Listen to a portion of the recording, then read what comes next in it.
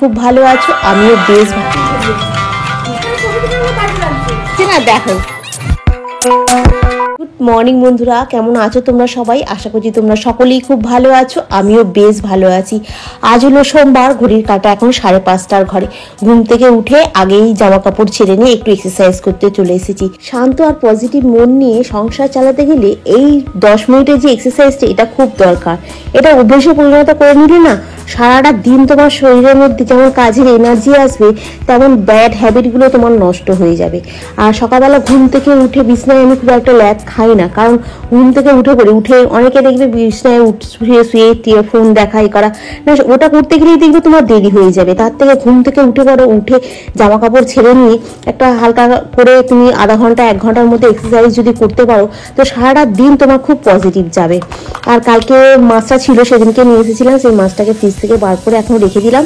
জল দিয়ে ভিজিয়ে বরফটা ছেড়ে গেলে তোমার মাছটা ভাজা হবে। সেদিনকে যেমন মাছ দিয়ে আলু দিয়ে তরকারি হয়েছিল, সেই রকম ভাবে মাছ দিয়ে আলু দিয়ে তরকারি হবে। আর এখন ভাত বসিয়ে দিচ্ছি। আর তনু আজকে আবার এখন পড়তে, আবার একটু পরে তনুকে একটু পরে ডেকে দেবো। আর ও ঘুম থেকে উঠে পড়তে হবে, আমিও বেরোবো অফিস। আজকে সবটা মিলিয়ে খুব ঘুরে ঘুরি।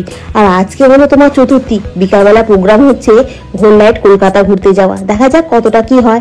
আমি এখন কখন বাড়ি আসি সেটাই হচ্ছে ব্যাপার। এবার কতগুলো স্টুডেন্ট আসবে কি আসবে না, বিকালের ব্যাচ হবে কি হবে না, সবটা মিলেমিশে এখন আমি একটা টেনশনে আছি। আর সকালবেলা ঘুম থেকে উঠে যেমন তোমার এক্সারসাইজটার প্রয়োজন হয়, তেমন সকালবেলা এক্সারসাইজ করার পর অন্তত 10-15 মিনিট পরে 1 গ্লাস গরম জল হোক কিংবা এমনি জল হোক, তোমার খাওয়াটা খুব দরকার। কিংবা তুমি খালি পেটে তো মুখ না ধুয়ে তুমি যদি জল খাও না, তোমার গ্যাস অম্বলের ভাবটাও থাকবে না, আর পেটও পরিষ্কার থাকবে। এই অভ্যেসটা আমি এখন ইদানিং যখন করা শুরু করেছি, তখন অনেকটাই মানে শরীরটা সুস্থ থাকে, অনেকটাই পজিটিভনেস আসে। চলো গরম জলটা করে নিয়ে একটু ব্যালকনির কাছে যাই, ওখানে এসে একটু ঠান্ডা হাওয়া চলছে, একটু বসে বসে খাবো।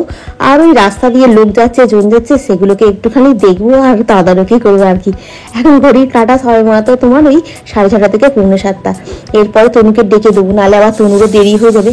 আর মাছটা ভেজে নিয়ে তরকারি করলেই আজকে মোটামুটি মাছের তরকারি ভাত রেডি করে নেবো।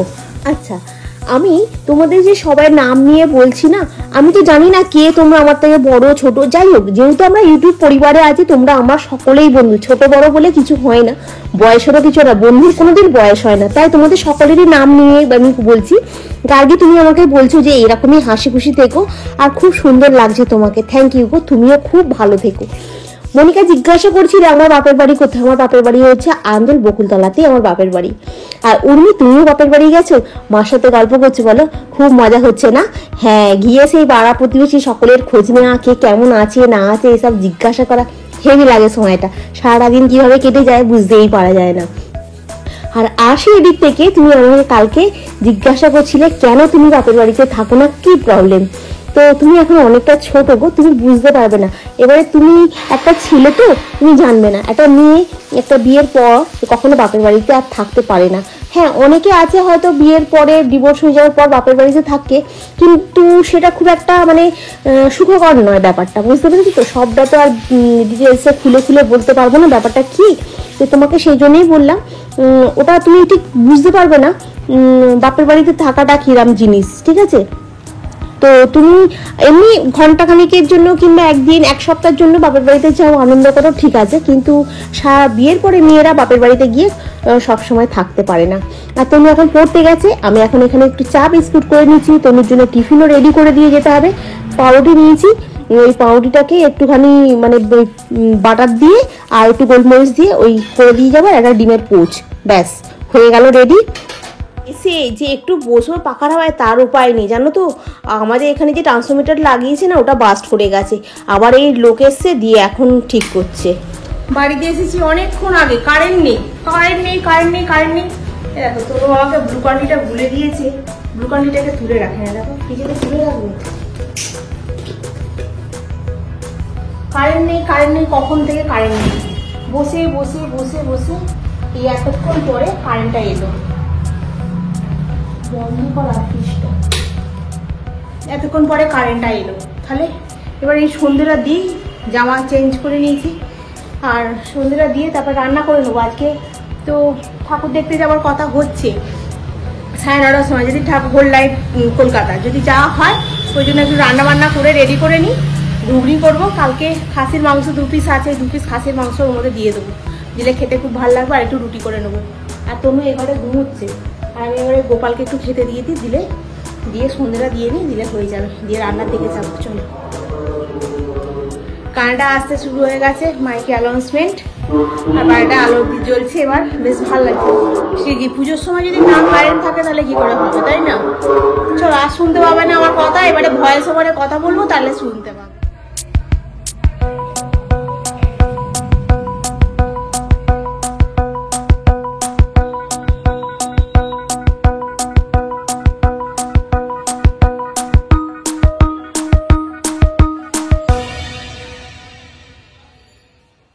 আর সন্ধে দিয়ে চলে এলাম একেবারে রান্নাঘরে। এখানে চা বসিয়ে দিয়েছি একদিকে, আর একদিকে ঘুগনি বসিয়ে দিচ্ছি, কারণ যেতে হবে তো, তাড়াতাড়ি করে নিচ্ছি, কারণ বসে থাকলে এখন বসে থাকা হবে। আর তনু একটু ঘুমিয়ে রেস্ট করে নিচ্ছে, আমি আর রেস্ট করলাম না, আমি আবার রেস্ট করতে গেলে অনেক দেরি হয়ে যাবে। সন্ধ্যাবেলা বাড়ি এসে সন্ধে দিলাম, সন্ধ্যাবেলা আছি না, এদিকে অনেকক্ষণ এসেছি বললাম, তো সন্ধে দিলাম, দিয়ে এখন এই চা করলাম। দেখো, কথা করতে গিয়ে ভুলে গেলাম, গ্যাসটাকে বন্ধ করে দিলাম।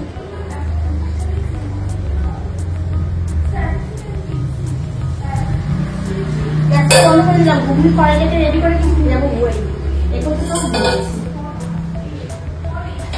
এটা খেতে খেতে ততক্ষণ ঘুগনি কড়াইটা সেদ্ধ হয়ে যাবে। সেদ্ধ ততক্ষণ চা, লিকার চাই ভালো লাগে। আমার দুধ চা খুব একটা ভালো লাগে না, কিন্তু আমার বাপি আবার দুধ চা পছন্দ করে, সোনু দুধ চা পছন্দ করে, কিন্তু কাকু বাপি বলছে যে দুধ চা করি। আমি বললাম লিকার চা করো, বলছে না, আমার অনেকে লিকার চা পছন্দ করে না, আমার আবার লিকার চাটাই ভালো লাগে আদা দিয়ে খেতে।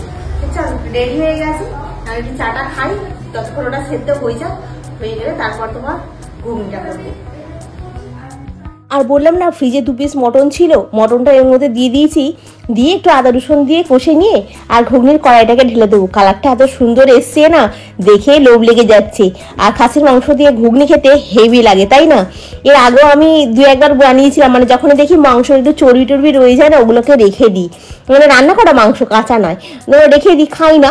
আর ঘুগনি করলে কিংবা আলুর দম করলে এর মধ্যে দেখবে খাসির মাংসের চর্বিটা দিয়ে দিলে, কিংবা একটুখানি যদি খাসির মাংসও যদি থেকে যায় চর্বির লাগা, ওইটাও দিয়ে দিলে দেখবে খেতে খুব সুন্দর হয়।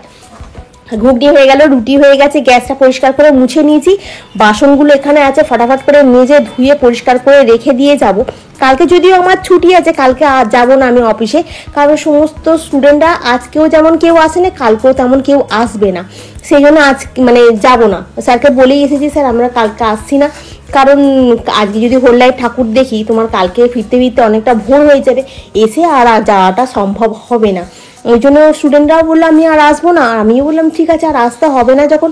আর এক স্টুডেন্ট বলছে যে ম্যাডাম কি করবো, পঞ্চমী বলে কথা। আরে হ্যাঁ, সে তো বটেই। বলতেন যে ঠিক আছে, তোমাদের ছুটি সবাই, ওই জন্য ছুটি ঘোষণা করে দিলাম আমি। আর সেন্টার খোলা থাকবে, সেন্টারে কাউন্সিলিং হয়, তো সেন্টার খোলা থাকবে, কিন্তু আমি আর যাচ্ছি না।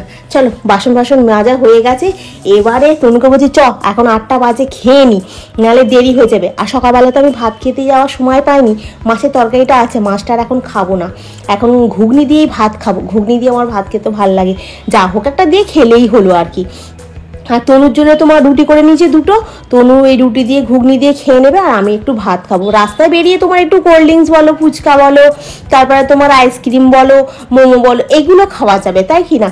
পেট ভরা তো আর কি তুমি অত রাত্রির বেলা কিছু খেতে পারবে না, সেটা তো আবার তোমার শরীর খারাপ হবে, গ্যাস অম্বল হবে। ওই জন্য পেট ভরা আমরা বাড়ি থেকেই খেয়ে যাচ্ছি। বুলুকে বললাম যে তোরাও খেয়ে যাচ্ছিস তো? বললো হ্যাঁ, আমরাও রুটি খেয়ে বেরোবো। বলছি ঠিক আছে। আমি রেডি হয়ে গেছি, তনু এখনো রেডি হয়ে গেছে, ওর এখনো সেলফি উঠছে। তো বুলুরা আসছে, বললো কি যে তোরা রেডি হয়ে নিয়েছিস? তো আমি বললাম হ্যাঁ। বলছে গাড়ি নিয়ে বেরোচ্ছি, সারা রাত ঠাকুর দেখবো আজকে, তারপরে সকালবেলা আসবো। সকালবেলা ওই 4টের সময়ের মধ্যে ঢুকে যাবো, এসে আধা ঘন্টা 1 ঘন্টা রেস্ট নিয়ে আবার কাজ করতে শুরু হয়ে যাবে। কালকে আবার তনু বেলায় যাবে বন্ধুদের সঙ্গে ঠাকুর দেখতে, 10টা-11টার সময় করে, আবার আজকে সারা রাত্রি ঘুরবে, পুজো বলে কথা। তো চলো যাই। আর রাতে ডিনার করে নিয়েছি আমরা, ঘুগনি রুটি, আর আমি তো ভাত খেয়েছি 2টো, সকালবেলা ভাত খাইনি বলে, আর তনুর রুটি খেয়েছে। আর বাসনগুলো সব মাজা ধোয়া পরিষ্কার হয়ে গেছে, গ্যাস মোছা গেছে, সব হয়ে গেছে, এবার খালি বেরোনোর অপেক্ষায়। আর ওর সেলফি ওটা হয়ে গেলে তারপরে বেরোবো, ওরা ফোন করবে আর কি। তারপর কি রে, তো সেলফি তোলা হলো? ওকে আমার সেলফি তুলছে, দেখ করে সেলফি তুলতে হয় তো? না জানি না আমার ভালো এখান থেকে জানি না আমাকে ভালো লাগছে। হ্যাঁ তোমাকে খুব সুন্দর লাগছে। ছবি থেকে আমার বাজে লাগছে। ছবিতে কেন বাজে লাগছে? ভালোই তো দেখাচ্ছে। Now it's look perfect on me. তোমার আমি রেডি হয়ে নিয়েছি, ওরাও এসে গেছে গাড়ি নিয়ে, ওখানে দাঁড়িয়ে আছে, আমরা এবার বেরিয়ে পড়ি। ঠিক আছে, কলকাতা কোথায় কোথায় ঠাকুর দেখছি সেগুলো আমি ছোট ছোট ক্লিপ করে করে দেখাবো। ঠিক আছে, চলো চলো। কি বলে না, এটা ব্যাগটা ধর, একটা লাগবে।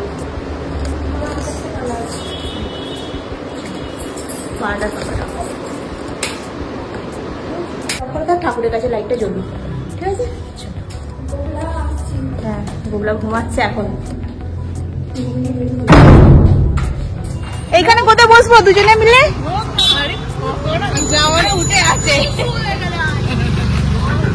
আমাদের সিটেটা হচ্ছে না, এ বসেছে এ বসেছে আমি বসেছি তনু বসেছে, চারজনে মিলে বসেছি, আমি সামনে এরম বসে আছি, ধরছেই না,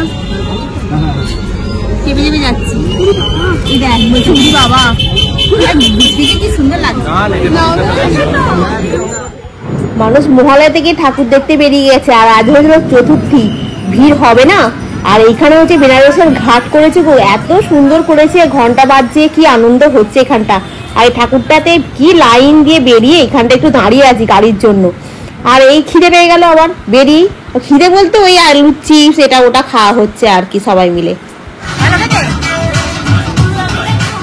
মিউট করে করে ভয়েস ওভার করতে হচ্ছে, কারণ প্রত্যেকটা জায়গায় তো গান বাজছে, বলো না কি করে ভয়েস দেবো, ভয়েস দিলেই তো কপিরাইট ক্লেম হয়ে যাবে না, ওই জন্য। আর এখানে আবার মোমো নেওয়া হয়েছে, এরকম ফুচকেটা আবার মোমো খেতে খুব পছন্দ করে, আর মোমো খাওয়া চালু করে দিয়েছে। 2:30 হয়ে গেল, এখন আমরা পর্যন্ত ঘুরে যাচ্ছি। সব জায়গায় প্যান্ডেলের নামগুলো ঠিক মনে করতে পারছি না, ভুলে গেছি, মনে করে করে এলাম। এটা হচ্ছে তোমার কলেজ স্কোয়ারে, খুব সুন্দর করেছে। তারপরে আবার সূর্যজির সঙ্গে ঠাকুরটা দেখো, এখানেও খুব সুন্দর প্যান্ডেল করেছে, ঠাকুরের প্রতিমাটাও খুব সুন্দর হয়েছে দেখতে, প্রচুর ভিড় গো, প্রচুর ভিড়। এই ফার্স্ট টাইম হোল নাইট ঠাকুর দেখলাম জানো তো, এর আগে কোনোদিন হোল নাইট ঠাকুর দেখিনি। এখন ঘড়ির কাটাও যে 3:34, এখনো প্যান্ডেলে দেখেছো কত ভিড়, মানুষ রাত জেগে ঠাকুর দেখছে। আর কলকাতাটা না সত্যি তিলোত্তমা হয়ে গেছে, এত সুন্দর সাজিয়েছে কলকাতাটা। আর এটা হচ্ছে তোমার সন্তোষ মিত্র স্কোয়ার, এখানে যা সুন্দর হয়েছে না দেখো।